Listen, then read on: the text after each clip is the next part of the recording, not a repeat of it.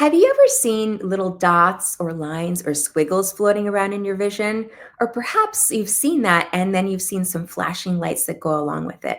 Well, what are these changes that are happening causing these symptoms? Today on the IQ podcast, we're going to be talking about this very topic of floaters and flashes. This is one you definitely do not want to miss because I have an expert today who will literally open your eyes to the reality of what these symptoms are and when you should seek help. So stay tuned. Welcome, everyone, to another episode of the IQ podcast, where you can gain insights into your vision health and your brain health and raise your IQ. I'm your host, Dr. Rani Banik, and today we're going to be talking about a topic that oftentimes gets a lot of people worried, which is floaters and flashes. And today I have a special guest I'm going to bring on who is an expert in this area. He's going to be sharing all of some really amazing insights into floaters and flashes. So our guest today is Dr. Krishna Mukkamala. Dr. Mukkamala is a vitreoretina specialist and has been practicing at Georgia Retina in Atlanta for over 10 years. He underwent residency training in ophthalmology at the New York Eye and Ear Infirmary of Mount Sinai and completed his retinal training at Columbia University. So I'm so excited to bring you on the IQ podcast, Dr. Mukkamala. Thank you for joining us. Thanks for that kind introduction, Dr. Banik. Absolutely. And actually, just for our listeners, Dr. Mukkamala and I go back a very long ways. So actually, I think it was maybe 2010 or 2011. Yeah, in that time frame. Yeah, we met because he was finishing his residency and I had just started as faculty at New York Eye and Ear. So I have to say, Dr. Mukkamala, I've taught many, many residents over the years, over the past 20 plus years, many classes of residents. And your class in particular really stood out to me. You had some superstars in your class, including yourself, who are just really phenomenal eye doctors. And so I really applaud you. I still remember some of the patients we had together. And it's really great to see where you've come over the years and how well you're doing. Practicing, now I can't believe it's been almost 10 years now. So. And as I mentioned prior to the podcast, I think you left a very indelible impression in each of us because your insight into neuro-ophthalmology and ophthalmology in general, I don't think we could have gained that type of insight from any other physician. So we all remember you quite fondly during our training times. Oh, thank you so much. That really means so much. That's why I love teaching, because it imparts knowledge that then others can go on and share in the care of their patients. I think it's really, really important to continue that tradition. And that's why I keep doing it after all these years. I wanted to just ask you, what is it about your specialty, vitreoretinal care, that really interested you? Like what drove you to do a fellowship and now practice in this area? So during my undergraduate, I studied biomedical engineering, which is the perfect intersection between the human body and math and engineering. And, every part of the body, including the neurons in our brain, as well as our heart, can be modeled as electrical and mechanical circuits. And specifically, the eye is an amazing thing because unlike other organs such as the heart, the liver, the kidneys, you can't actually see them except through very special tests. However, in the retinal field, you can look through the pupil, which is the center of our eye, and see the retina and heal retinal diseases. And in fact, many of the biomedical devices that we use and we learned about in undergraduate, we can apply directly to the eye because they can take images of the retina to understand its health and diseases and the response to treatments without being very invasive. And so that's what excited me about vitreoretinal surgery. It is really fascinating how the eye is really, a lot of people think of it as a window to our soul, but it really is a window to our health. And when we, can actually look into an organ and predict disease or diagnose disease elsewhere in the body, it's really phenomenal. Let's talk a little bit about floaters and flashes. So just the basics, Dr. Mukkamala. What are they? Why are they happening? Just give us some anatomy here so we can start off. Sure. I think anatomy would be important to understand. The eye's a ball. That's why it's called an eyeball. And there's an outer shell. And then in the center, there is a cavity called a vitreous cavity. And this vitreous cavity is filled with a jelly-like substance called vitreous. And that's made of around 95% water and 5% protein. But that water and protein mix is combined in such a way that it has a semi-solid constitution, much like you might take a small amount of jello powder, add Mhm. water, and now it becomes semi-solid. So that semi-solid substance, the vitreous jelly, fills that middle cavity. Now, as we age, just like, and that's a lot of those proteins are made of collagen. And as you know, the collagen on our skin and throughout our body over time weakens. Mhm. And so, in a similar fashion, the collagen particles that make up the vitreous cavity over time weaken. And as they weaken, they break down. And that breakdown results in the collagen particles floating around in the water component of the vitreous. And so, when light enters your eye and hits that collagen particle, you might see a black floater moving around. That's the shadow created by light hitting those collagen particles. Yeah, your Quickly floating. explanation is so eloquent, and it's so important for people to realize that the eyeball has many parts, and this experience of having floaters is in the back part of the eye. So there's a front part of the eye, there's a middle part of the eye, and then there's a back part of the eye. And it's a change in the jelly back there. And I oftentimes use jello as an equivalent as well when I explain this to patients.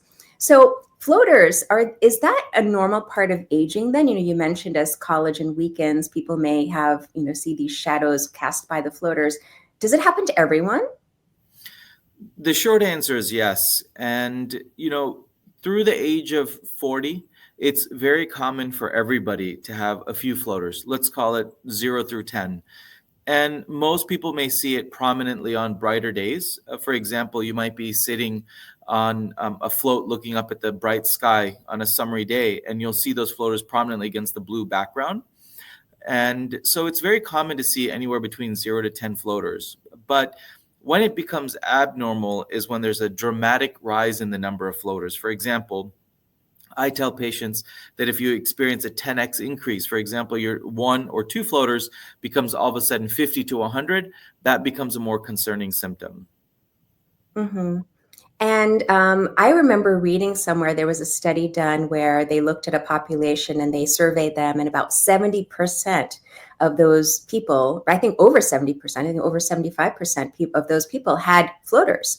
So I always tell my patients it's more common than that you have them than you don't have them. So don't be too concerned, especially if they're chronic. Is that fair to say that? If they're chronic, it's not Absolutely. as worrisome? You're absolutely right. And I think that's the main point. I think it's that whenever somebody may Google a floater, they'll see that immediately they should see a retinal specialist or their eye doctor. And the bottom line is that's not the case. Floaters, as you've said, are very common for everybody to have. It's just the number and really the change. As long as you said they're chronic, they've been there, there's the same floaters, 0 to 10, for the past few months to years, it's really of no concern. It's quite normal and it's a part of the normal aging process. There are some factors that may cause floaters to change. I think patients who are very nearsighted. Nearsightedness is another technical term is myopia. It's basically the sense that your eye is longer than it should be. The normal eye is roughly 24 millimeters long. And that's not something that you can appreciate by just looking at somebody's eyes. That's something Mhm. that's measured by complicated equipment. But some individuals, based on their genetic background and based on other environmental reasons, their eye might be longer.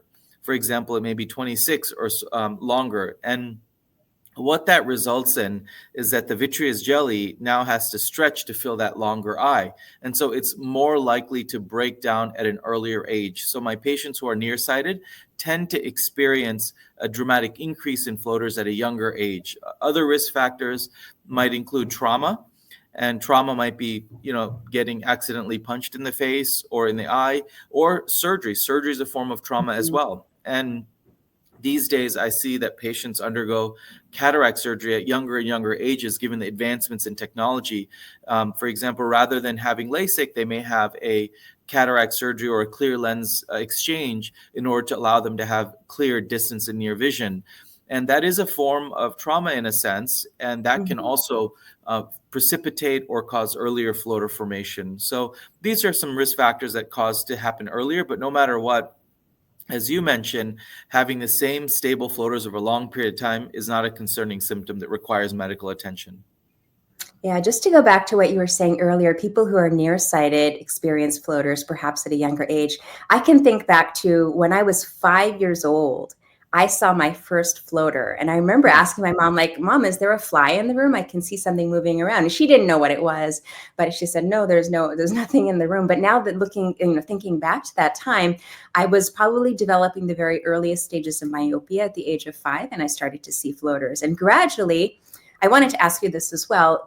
My floaters personally have increased over time, not sudden increase. Like you said, it's not that they have gone from 10 to suddenly 50, but they gradually have increased over time. Now, is that normal as well for them to slowly increase and become more prominent? So I'll give you an example, and this may not apply to where you and I are presently, but in my office, for example, if you look at my ceiling, much like many commercial buildings, the roof is made of many individual tiles. Mhm. And those individual tiles make the false ceiling. And the example that I give to patients is it's normal for one tile at a time to fall as we age. And so you might have one tile fall, another tile fall, another tile fall. And these are just kind of like floaters. They're hanging out in the middle of the room. They're kind of bothersome because they're in the middle of the space. But at some point, the structure of the vitreous and the collagen gets so weak that the entire roof falls. And in many ways, that's actually a good thing because that allows the dust to settle and the floaters to actually improve quite dramatically. But as long as just each individual tile is hanging in the middle of the vitreous cavity, patients are quite visually bothered by it. But it is normal for them to gradually increase. And that's why, in order to assure my patients, I give them the example of a 10x increase. For example, if it goes from 1 to 2 to 3, that's not concerning to me as if it goes from 1 to 100. And I think that big delta is the real concerning change that needs to be examined by your eye doctor. Absolutely. So, in what time frame should someone seek an appointment? And what type of doctor should they see? Should they see a retina specialist, or can they see an optometrist or ophthalmologist about this change in their symptoms? That's a great question. I think time frame wise, I would say anywhere between 24 hours to a week is quite reasonable. It really depends on a lot of factors. It depends on what part of the country you're in. I live in Georgia, where we do have a lot of both urban, suburban, and very rural communities where access to medical care may be more restricted. But I think if you see somebody in the next 3 to 4 days, that'd be quite reasonable. As far as the type of physician, I think that optometrists, ophthalmologists, and retinal specialists are all equally qualified to do the basic examination for this. Now, I do tell patients, though, that if you're a very highly myopic patient, in addition to seeing your optometrist or your general ophthalmologist, it might be beneficial in that particular context to also see a retinal specialist if you have pre-existing conditions like lattice degeneration, which is thinning of your retina. That's something that your optometrist or ophthalmologist might have indicated that you have. Or perhaps if you have a family history of retinal tears or detachment. So if you're a high-risk individual, then I think seeing a retinal specialist would also be useful. But I think the first line of defense always is seeing the eye doctor that's most familiar with your eye care. hmm That's very, very helpful, because I know sometimes it's depending on where people are, it's very difficult to get an appointment. So let's say they are in a rural area, maybe there's an urgent care center, 20, 30 miles away. Should they at least go there to get checked out, or is that really not very helpful? That's also a very great question because I do find, and this is, of course, doesn't speak to every practice environment, but typically non-academic environments such as the local urgent care clinic or the local non-academic medical center don't have typically very good access to eye doctors who are on call. So in that environment, I would say I would wait till the next calendar day and try to get fit in with your local eye doctor. This is certainly not an emergency when you see floaters. So I think waiting a day or two, getting an appointment with your local eye doctor would be the way to go. When you go to an urgent care clinic, really there's going to be an expense involved, and ultimately they're not going to be able to resolve your symptoms. And so they're going to refer you to an eye doctor as well. So I would say the best thing to do is to see an eye doctor, try to walk into one, see if there's a walk-in clinic, maybe even at something like a Walmart or a Costco that have open access to eye doctors as a backup to your regularly scheduled doctor. That's a great suggestion. Like some of these large chains do typically have optometrists on staff. So That's an option as well. Now, I wanted to talk a little bit about the other side of this conversation, which are flashes. So, yes, many people have floaters that can be normal, they can be chronic, but what about flashes? What are they? Why do they happen? And do we need to be worried if we suddenly see flashes of light with floaters? So I definitely think that flashes are a bit of a more concerning symptom, and I'll explain why. The vitreous is attached in the back of the eye, the vitreous is attached to the retina, much like two pieces of Velcro are attached to each other. And in our aging process, when the vitreous jelly starts to separate from the retina, it tugs on the retina, much like that crinkling sound that you see when two pieces of Velcro are separating. And as the vitreous separates from the retina, it can pull on the retina, tearing it. And a lot of people ask me, what makes my retina more likely to tear? And I tell people that it's really a combination of two things. It's a combination of how sticky your vitreous is, and that's something that's genetically predetermined, and how weak your retina is. And that's a function of how myopic you are. Typically, an eye that's very nearsighted has a thinner or weaker retina, and that combined with the sticky vitreous makes kind of a perfect storm to possibly have a tear. And the flashing lights are the following. The retina is a neurosensory film on the back of the eye. And every sense organ that we have, for example, our tongue, it has certain things that it can taste temperature, it can taste different flavors. Our fingers, also a sense organ. They can perceive pressure, pain, temperature, but our retina, which is in the back of the eye, can only see light. So when the photoreceptors in the retina are being tugged on, they're being Mhm. mechanically excited by the vitreous separating, and that's what causes white flashing lights. And that's what distinguishes it from floaters and makes it more concerning, because as the vitreous is tugging on the retina, it can tear the retina. So that would be a more alarming symptom than Mhm. floaters independently. Oh, so in that situation, definitely go and get a dilated eye exam as soon as possible. Dr. Mukkamala, there are different types of flashes that people can see. Can you describe what is the typical type of flash? Mhm. If the vitreous is pulling on the retina and may potentially cause a retinal tear or detachment, what are the typical symptoms of this? Two things. You actually hit on a good point, unintentionally, I think, about the dilated eye exam. So many times when you go to an eye doctor, they may offer for you to have dilation or not have dilation. But one context I would say, as you kind of pointed out, is that if you're going to the doctor for flashing lights or floaters, I would certainly insist on a dilated eye exam. Mhm. There are very advanced machines. For example, Optos is a brand that takes very good pictures of your retina. But at the end of the day, it still probably only takes a picture of about 70% of your retina. And an eye doctor who's qualified can dilate your eyes and look at that other 30%, which is typically where tears occur. So I'm glad you made that point, that a dilated eye exam would be helpful in that case.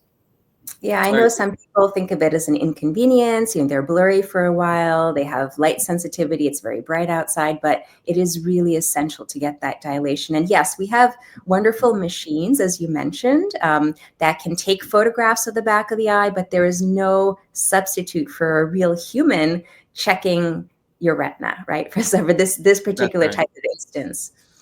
And back to your original question regarding the different types of flashing lights.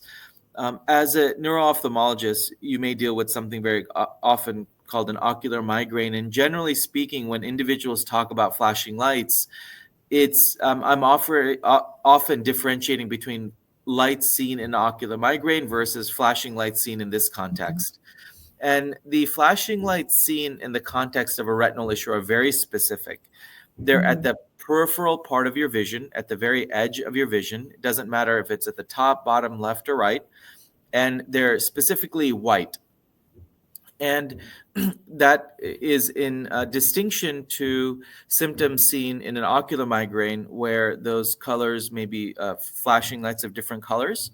And the other important distinction is that they're best seen in dark light environments. I tell patients many times, you don't go to see fireworks in the middle of the day because the ambient light wouldn't be appropriate. So in the same way, flashing lights seen from retinal issues are best seen in low light environments. Many times patients say, hey, during the day I don't have them, but at Mhm. night when I turn the lights off in my bedroom, then I see them. And I tell them the flashing lights have probably been there all day long, but you just notice them more at night. And I Mhm. challenge them, if you go to a dark closet and close the door, even during the day, you'll observe them as well. So Mhm. the three qualities are they're white lights at the peripheral part of your vision. And lastly, they're in one eye. It's very unlikely that acute onset flashing lights would be in both eyes at the same Mhm. time. Typically, if there's lights in both eyes at the same time, I also kind of think about an ocular migraine. So one eye, white lights at the corner of your vision are quite classic for flashing lights related to a retinal issue. Oh, wow. Those are such helpful tips because I know sometimes people have a whole variety of different types of symptoms. So it's good to characterize your symptoms in that way. I'll add one more classic characteristic of these lights.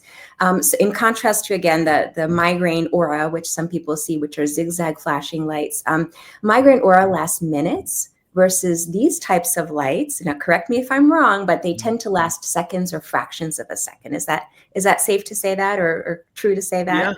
absolutely. I think there are 2 points to make based on what you've said. Number one, as you said, yes, the flashing lights are very brief. They can be repetitive, but each individual flashing light is brief. And beyond that, they can last for days to weeks. And as you said, an ocular migraine may last between 5 to 10 minutes, whereas flashing lights, though each individual episode may be brief, as you mentioned, the totality may last weeks to months.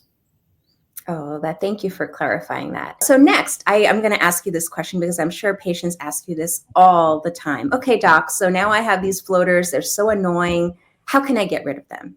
What do you tell your patients?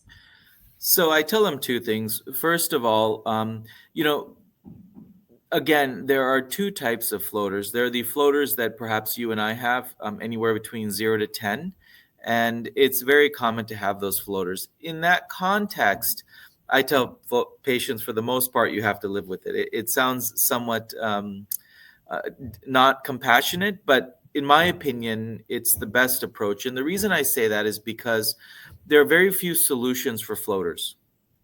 I'll mention um, 3 briefly. One is time. And the reason is many times when the individual collagen proteins float in water, with gravity over time, they settle to the bottom of your eye and you notice it less. That's one thing. So by gravity and time, they're noticed less. The second is neuroadaptation. I remember when I used to live in New York City, when you look outside, there's people who are jackhammering, and it's very annoying at first. But 10 minutes later, you don't hear it anymore, even though they're still there. So your brain has an ability to kind of remove noise, whether it be visual or auditory, when it's annoying to you. So that's another thing that takes time to happen. But more external factors include actually nutritional aspects. There is some, uh, let's call it science or pseudoscience, that some pineapple extract protein called bromelain may actually be helpful in breaking down some of those proteins that float around. I would say that especially in my younger patients, patients between the age of 0 to 50, it doesn't mean that if you're above that or below that, you're younger, but that's just where my cutoff generally is, that I recommend these extracts, and they can be available online. Vitreous Health, Well, and I there's have other to say, brands. Dr. Mukkamala, you're the first retina specialist I've spoken with who actually recommends these supplements. Most of them will say they don't really help. And I'm so glad that you mentioned it because some people are looking for a solution that does not involve a procedure. For example, I'm sure we'll talk about procedures for floaters, and they want to do something more, quote unquote, natural. So yes, there is some research about that, but most eye doctors are not, number one, they're not familiar with the research that's been done, so most of which has come out of Asia, particularly Taiwan, is where these studies have been done.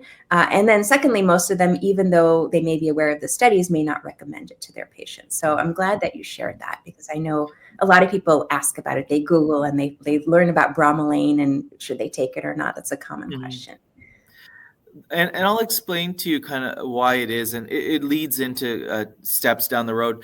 The bottom line is that there is an event that occurs in everybody's ocular health called a PVD. It's called a posterior vitreous detachment, which is separate from a retinal detachment. In fact, it's one of the precursors to the retinal detachment. And that is the episode, I mean, earlier on when I described, having a few tiles floating around in the room versus the entire ceiling falling. That entire ceiling falling is called a PVD. And that event, which happens in somebody's life, is when 90+% of retinal tears occur. But if you get through that PVD experience and you don't have a tear, then it's very easy with a surgical procedure called a vitrectomy to go in there and aspirate all their floaters. But patients who have floaters and have not had that event, that's the subcategory of people in whom I recommend these type of nutritional supplements, only because to the extent that they don't harm you, they may or may not help you. Again, I'm not very well versed in the science and research behind those nutrition. You may be able to better speak to it. But my viewpoint is at least this is something that could be offered as a possible solution that's less risky than having an intraoperative procedure. And that's why I look into it for that subcategory of patients. Yeah. I'll just share a little bit about the study.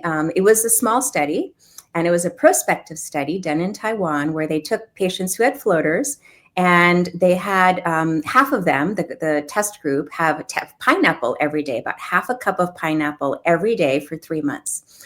And the other group didn't have any pineapple. And they basically asked them at the end of the 3 months, how were your floaters? So it was a very subjective response. It wasn't an eye doctor looking in and looking at their floaters to see if things had changed or not. It was very, very subjective. And of course, people knew whether they were eating the pineapple or not.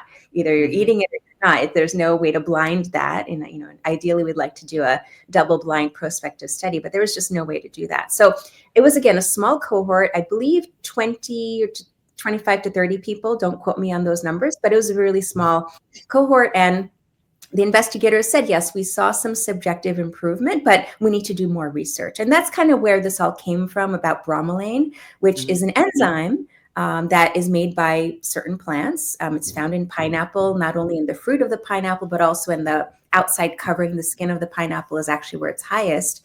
And it breaks down proteins. And the thought is that this bromelain can maybe break down collagen inside the eye. Whether taking a supplement really gets into the eye or not, we don't know. But hopefully there'll be more research going forward about that, so we have some more scientific evidence to back our recommendations. You mentioned other options. What are some of these other options that patients may find, whether they go Googling on the internet or they go talk to their eye doctor? So from an interventional standpoint, something that an eye doctor can do for you, there are really two solutions. Solution one is what's called a YAG laser. A YAG laser is a particular device. It's an FDA-approved device that's specifically intended to apply light energy to break up floaters. And so essentially, you would sit in front of this device, a qualified physician would look into your eye, and almost like the video game Asteroid that we might have played as a child, they would isolate maybe a bigger chunk of this collagen that's floating around in your eye and hit it with some energy. And the thought process is that by hitting it, it would break it up into smaller, less noticeable pieces. And my experience with that, and I'll fully declare that I don't own that device, and I don't know many retinal specialists who own that device. And so it's not a very commonplace device that's seen in many practices throughout the country. But these are the following things I've heard. Number one is that the procedure is not covered by your insurance, and so many times it'd be an out-of-pocket cost. Two is that the success rate is generally low. Many times what happens is when the protein particles hit, it kind of moves to the side such that it temporarily becomes less bothersome, but then it floats back to the center, eventually requiring repeated out-of-pocket expenses.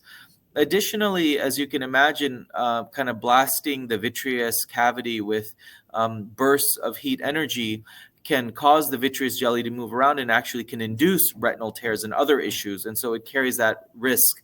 So even though I actually do recommend it for a certain subset of patients, every treatment out there has its application. And for example, my patients who have one eye, And I'll kind of go into why that matters. But my patients who are monocular, they may have lost the other eye to a retinal detachment or trauma or some previous issue.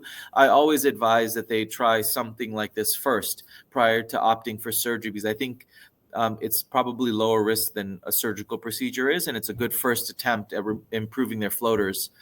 Interestingly enough, and I'm not sure this is the right time, but we'll be talking about surgery. There's two types of patients who are bothered by floaters the most, in my personal opinion, or at least opt for surgery the most. And we'll talk about what that surgery entails. It's individuals who have one eye. I call them monocular. It means one eye. And two, multifocal patients. That's a type of multifocal is a type of special intraocular lens that's placed in the eye at the end of cataract surgery.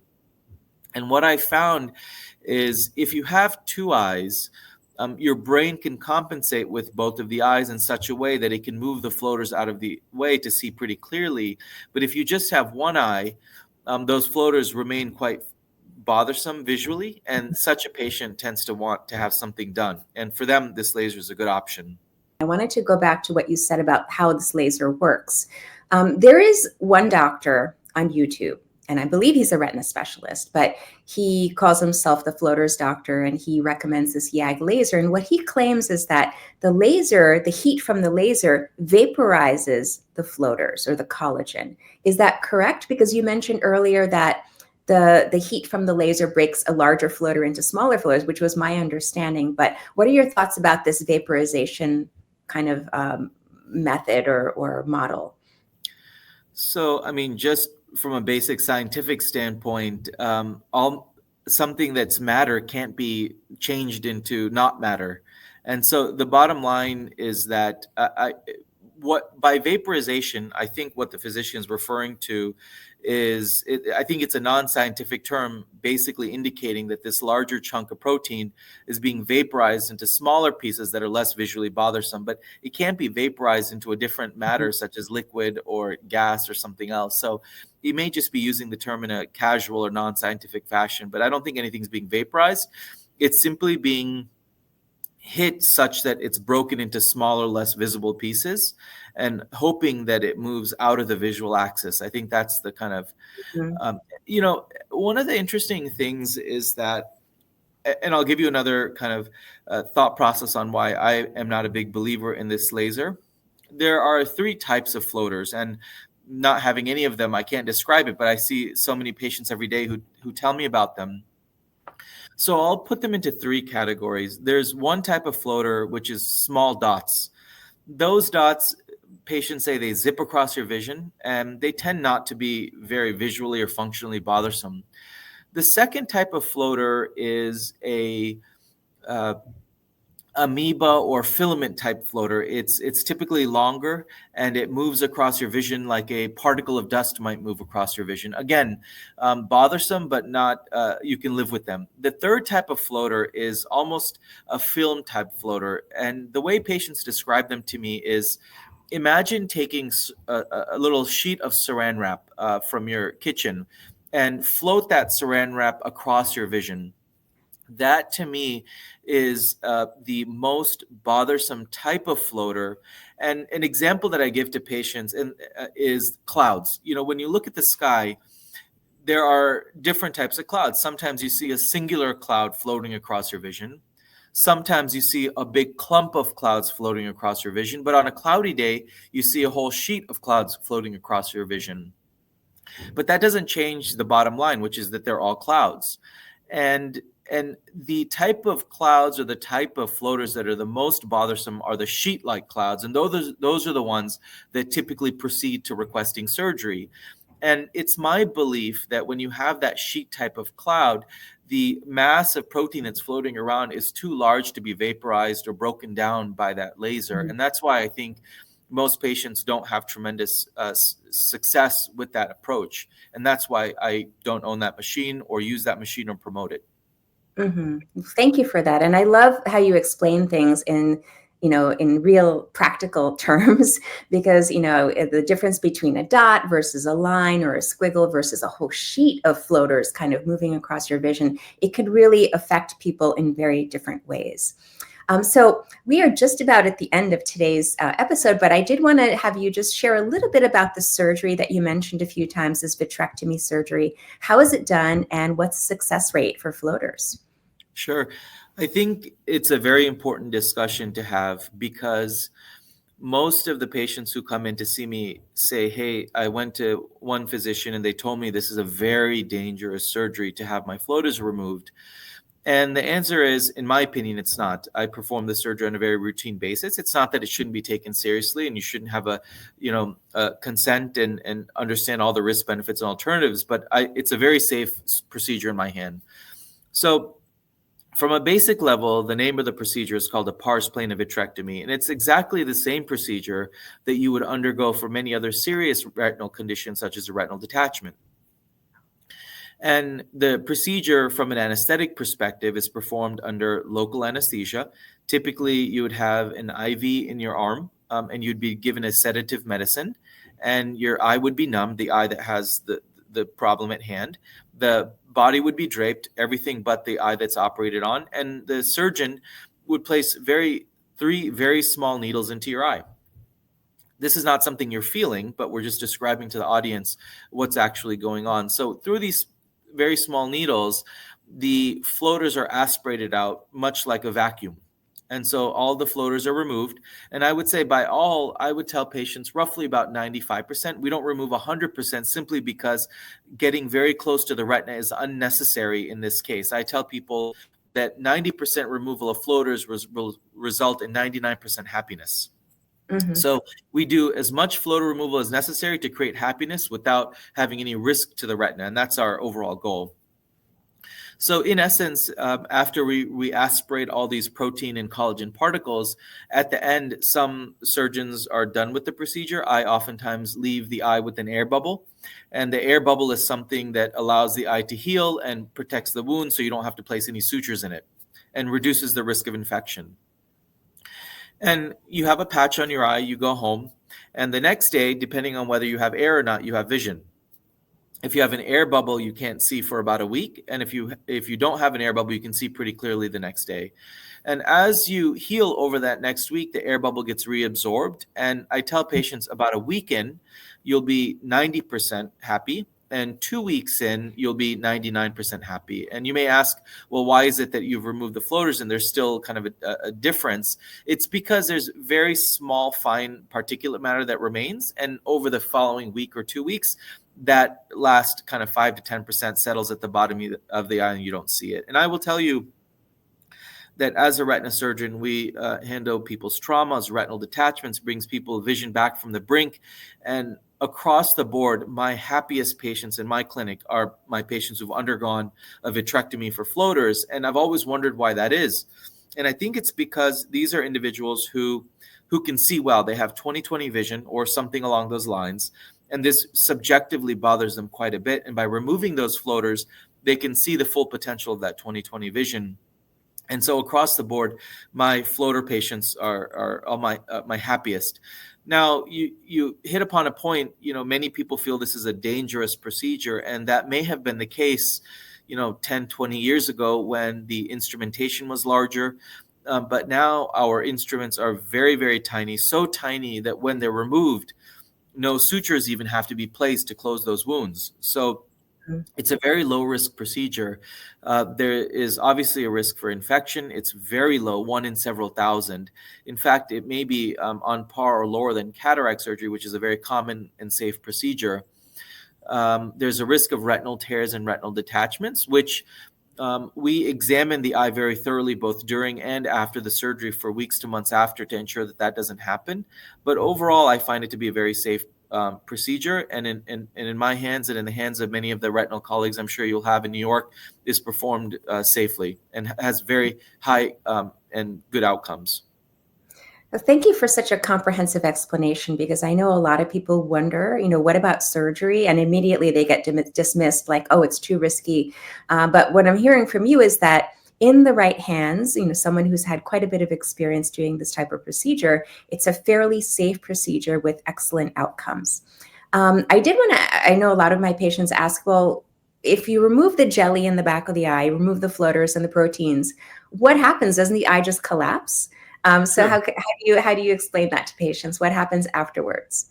That's a great question. And I'd like to add one more caveat to the surgery piece, and then get to your question. So one other caveat is the following. It's a lot of it has to do with timing. And so this is an ethical piece that I'd like to bring up briefly. So when a patient has a PVD, which is when I mentioned is the dramatic rise in floaters, obviously they should be examined for retinal tears and detachments, but I do not offer surgery to anybody until it's been 6 months after that PVD event occurs. And I think that's a very important distinction that your audience would benefit from. And I'll tell you why that is. Just the reason is because in 90% of patients, 6 months after that PVD event, they are more or less floater free on their own. So to Mm, offer that procedure to a patient who just had a sudden onset of floaters, in my opinion, would not necessarily be standard of care. mhm, So in 90% of patients, 6 months after this big burst of floaters, they usually resolve on their own. In another 5% of patients, I would say they still have floaters, but they're visually tolerable. But then there remains this last 5%, and that's the 5% that we're kind of targeting, which is patients who 6 months later have very visually bothersome floaters. And those are the 5% for whom we offer the surgery. So until 6 months after that PVD, I myself don't advise surgery. So I just wanted to provide that caveat. And getting to your specific question about after the floaters are removed and the vitreous is removed, what happens to the structure of the eye? And I think it's a very interesting question because it's a very common question for my patients. The basic answer is that the body reabsorbs either the saline solution or the air that was placed in that vitreous cavity and replaces it with its own aqueous humor, which is basically the same fluid that fills the front of the eye, fills the mhm. back of the eye. And a lot of people say, hey, what about the vitreous? Doesn't it serve a function? Can it be removed? And this is actually a very cool embryological answer, which is that our vitreous is only used when we are in our mother's womb. And the reason it's used is because when we are in our mother's womb and our eyes developing, blood vessels enter from our brain through our optic nerve through the vitreous, and they're able to grow on this jelly like vitreous to develop the front of the eye. And Mhm. before birth, they recede or they go away. The reason they have to go away is because otherwise you wouldn't be able to see through those blood vessels when you open your eyes. And so after we're born, that vitreous jelly is no longer needed and it can be easily removed when you're in this context and would be replaced by a clear fluid and still maintain its physical structure of the eye. Wow, that is fascinating. I'm sure a lot of people had no idea that there's actually a purpose for the vitreous, but it's a short-lived purpose during early development. This has been such an incredible conversation, Dr. Mukkamala. Thank you so much for sharing your expertise and knowledge about flashes and floaters. I'm sure a lot of people will, be very feel very kind of calmed by this information, that they shouldn't be worried too much. Now, if someone were interested in reaching out to you, perhaps becoming a patient, how can they find you? The simplest way is just go to the Georgia Retina website and you're welcome to call our phone number. We have a 1-800 number and they're welcome to make an appointment. We don't have virtual appointments, so that's the only complicated thing. But if you're in person in the Georgia or Atlanta area, we'd be more than happy to take a look if it's convenient to you. Yes, and I would highly recommend that if you're in the area, if you're local to Atlanta, definitely go see Dr. Mukkamala or one of his colleagues because they are excellent. So thank you again for spending this time with us on the IQ podcast. I really appreciate it. And I look forward to seeing the rest of you at the next episode.